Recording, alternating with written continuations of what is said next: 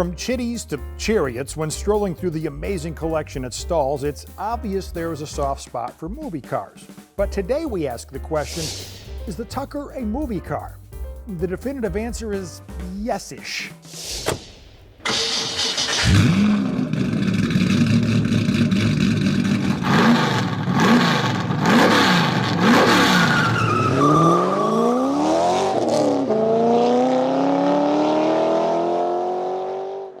History in the making. The car of tomorrow, today. Whoa! And you know who's going to build these cars? We are. The 1988 movie Tucker, The Man and His Dream, starring Jeff Bridges and directed by Francis Ford Coppola, told the story of automotive entrepreneur Preston Tucker and his desire to build the car of tomorrow. The movie takes the occasional dramatic license, but the real-life story in the car Tucker built is more fascinating than any Hollywood scripted drama. We are going to build that car, the one we dreamed of, exactly the one we wanted. Tucker was born in Capac, Michigan, not far from Stahls. He became fascinated with the automobile at a very young age. Well before the Tucker ever went into production, Preston honed his skills as a gas station owner. He worked on the assembly line at Ford and eventually became a very successful regional car sales manager. He was fascinated with the Indianapolis 500 and became a regular there, where he befriended legendary race engine builder Harry Miller. By 1939, Preston Tucker was a big name in the automobile industry. Following World War II, the Big Three wasn't releasing any new automotive designs, and that's when Tucker saw his chance to make his dream come true. His goal was to produce a safety-oriented car with innovative features and modern design. By December of 1946, famed stylist Alex Tremulous presented the first design, and that's when the story really began to take shape. Here to tell the rest of the story and point out what makes the Tucker so fascinating is Jack Haynes. He's a docent here at Stahls and a resident Tucker historian. Jack, it is a fascinating story.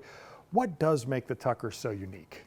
The car was very advanced, and it may have been a bit of a threat to the Big Three because this car had all sorts of features that no other car had. It had a headlight in the center, which turned with the outside wheels. It had a shatterproof front windshield, which is very safe. It had the first padded dash, had a built-in roll bar, rear engine, independent four-wheel suspension, all sorts of mini safety, but also handling features, very advanced. He even wanted to put seat belts. The car did not have seat belts. But the story is that the marketing fellow said, well, cars don't have seat belts, and people are going to think this is dangerous if you have seat belts. So he didn't put it in the actual car. The prototype had it, though. But he was very safety oriented, and that's one of the interesting things about the Tucker, too.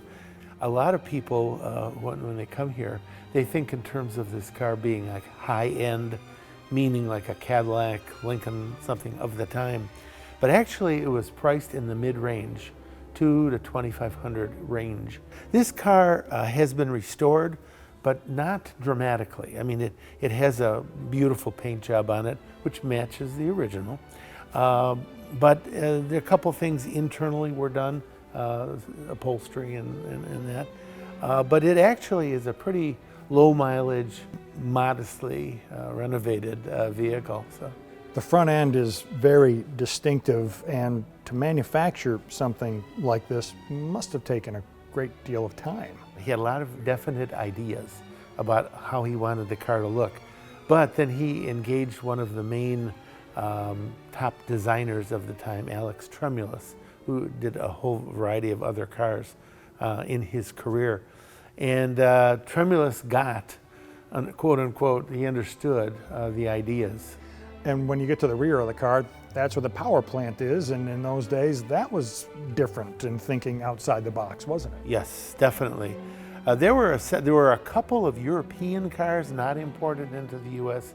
at the time that had rear engine, but this was still a couple of years ahead of Volkswagen showing up at all on our shores in the early 50s. And that allowed also very flat, it's very large inside, flat floor, front and back seat, which is encourages the view of it's even roomier than it seems like. The prototype had a huge 589 cubic inch motor that he designed and all that. Problem was it was heavy and its rear engine. It just took up a lot of space. So he got this idea, well, if a helicopter engine is anything, it's going to be reliable. And they are very reliable engines. And the car, it's not loud, but it's somewhat hot roddy, kind of burbly, rumbly. It's very cool. I was surprised the first time I heard it. Didn't expect that. And I was surprised to find out that each cylinder has its own exhaust port. That too, of course, absolutely, it does. Yeah, 6 cylinders, 6 exhausts, 3 and 3. And again, it's interesting to see them in the back of the car, those 6 of them lined up. You don't understand how powerful the forces are that are working against us here. Ever since you road tested the new car, 40G men have been following you around the clock. What for? You made the car too good. The movie kind of depicts that the big three had it out for Tucker. Do you think that was accurate? It seems like there were some things going on that were not necessarily helpful and maybe even destructive to the company. Legislators in Washington were, of course, very friendly to the big three, as understandable and as they should be. But this, I think, was viewed as a threat. And one of the things to remember is when he was sued by the government for fraud and all kinds of aspects of fraud, 0 of those were supported. In other words, he was cleared on every one of those, which tells you something. But it was post-World War II, just after World War II. And there wasn't money, that was readily available. So he was tightly but thinly capitalized. And when he had to pay the attorneys, we understand, as they must be paid, it just was too much. And there was no other source of outside capital, and I think this fell apart. What do you think would have become of the Tucker? Because this car was so advanced in some of the ways we talked about, and it was, a very interesting looking car. Most people find it a beautiful car. So if he had been able to handle the financial hit of that, it's speculative what would have happened, but I think he would have made a go of it. He was referred to as the world's greatest salesman. Do you think he ever intended to mass produce the Tucker? Oh, I think so. I think so. The biggest problem with that not happening was the lawsuit, but he, from what I understand, was certainly oriented to making a go of it, and I think he really wanted to make a success of it. It came down to a financial issue. All of the cars in the Stahls collection have a story to tell. Some have more layers than others. The Tucker story runs deeper than this Andante green paint job. As for Preston Tucker himself, 6 years after being acquitted on all government charges, he was diagnosed with lung cancer. He eventually passed away due to complications from pneumonia. He was only 53.